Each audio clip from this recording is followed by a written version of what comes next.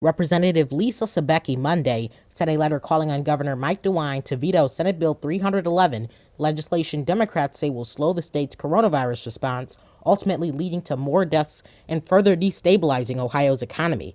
State House Republicans fast-tracked Senate Bill 311 last week, voting along party lines to pass the controversial bill that would strip executive power from the state's health director during public health crises.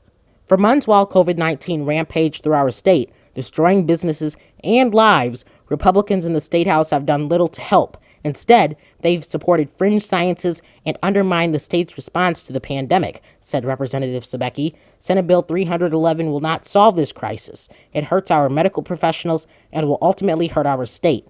That's why I'm asking Governor DeWine to veto this dangerous bill. Now, Governor Mike DeWine has publicly responded to the bill, saying, "This bill, if ever enacted, would severely limit the ability of the Ohio Department of Health to issue orders needed to prevent the spread of infectious disease, not just this disease, once in the future as well."